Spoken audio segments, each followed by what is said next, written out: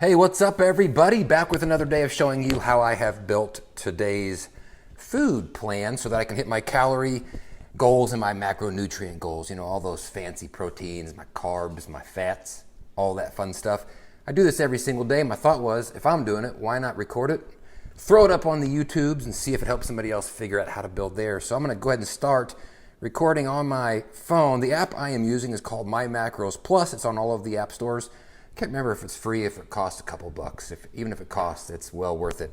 So I have a 3-step system whenever I build these every single day to make sure that I'm hitting my goals. My first step is I put in my daily staples. My staples are just things that are basically the same thing every single day. I don't have to think about them. I just know I'm going to eat them. And for me, those are my pre-workout and my post-workout meals.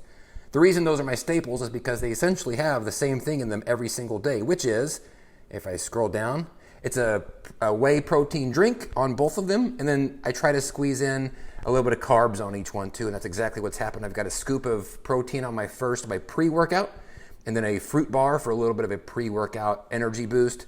Then on my post-workout, another scoop and a half this time, and some gummy bears for another carb boost after my workout. That was originally one scoop only there, but by the time that I got to the end of my meal, I was a little bit short on protein and I didn't want to eat any more food. So I just added a little bit more here. My second step of my 3-step process is I ask myself, is there anything that I want to eat today? Before I build the food plan out, I want to figure out, am I craving something? Especially whenever you're trying to cut weight and you feel like you're depriving yourself. You want to try to keep your sanity, and adding some of those cravings in, not only can they oftentimes fit into your plans, but they help keep you from losing your mind. I didn't have any cravings today. If you did, this is where you would put them in. And then you would go to step 3, which is building the remainder of your day, starting with the first meals and going from there. So what I did here, I didn't have any cravings. On to step 3.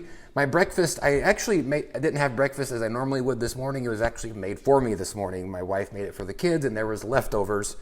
God forbid that I actually have something made for me. But so there was an egg here. There was some bacon. I got a hash brown, and I usually don't eat white bread. It's actually been probably several years since I've had white bread, but she made them some cinnamon toast, and I don't want to let it go to waste. So unfortunately, that was a pretty high fat content breakfast. You can see here 31 grams of fat. Usually my breakfasts are like less than 2 grams of fat. So you just know that the rest of your day, you're going to have to be careful how you approach the fat content and not to blow it out. So for lunch, I try to be very careful here with a very low fat meal. This was another wrap, deli chicken. This is a sliced chicken from the deli. Some fat-free cheddar, again, watching for that fat content.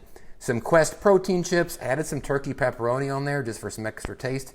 And then for a little bit of substance, some plain Greek yogurt. That's non-fat Greek yogurt, sort of sour creamish.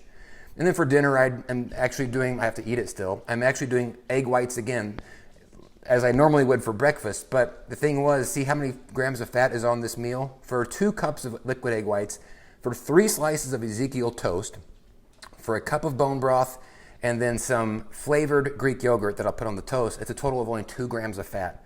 And because my fat was so high to start the day, I really needed to end the day on something that was low fat so I didn't blow it out.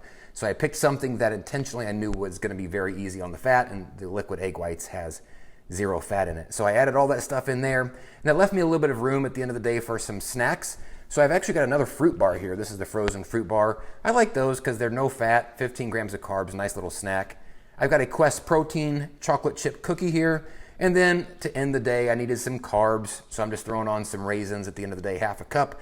Those are nice because they're no fat as well. And half a cup gets you almost, I think it's 80 grams or so, 62 grams of carbs. So nice carb spike there. So really my day laid out nicely. Once I had all of that fit in there, I look at my numbers at the top and it says I have 143 calories remaining. That's to my ceiling goal. I don't want to go over 2,700, and this means I'm 143 under that. So I don't want to be more than 300 under. So this is a nice in between under that 2,700. So, and at the top here, I'm over on my protein just a little bit, which is what I want to see every day. I'd like to see the fat and carbs probably flip-flopped here, but because my overall calorie count looks good, I'm not going to worry too much about it. So everything looks good here. If I wanted to, I could add in another frozen fruit bar. I'll just show you what that looks like. If I get hungry towards the end of the day, let's see here, I'm going to change this from 1 to 2, and I'll still be well within my overall calorie count. You can see here 83 grams or 83 calories still remaining. So if I wanted to have an extra fruit bar today, I certainly could. and I'd still be underneath my target, which is what I want to be every single day. So that's how I built today's food plan. Hopefully this was helpful for you. Again, the app I am using is called My Macros Plus on all the app stores. Don't know if it costs you anything. If it does, it's not very much, and it's well worth it regardless. So if this was helpful for you, please hit the like button on it. Maybe even to subscribe. I do these videos every single day. Thanks for watching. We'll see you on tomorrow's video.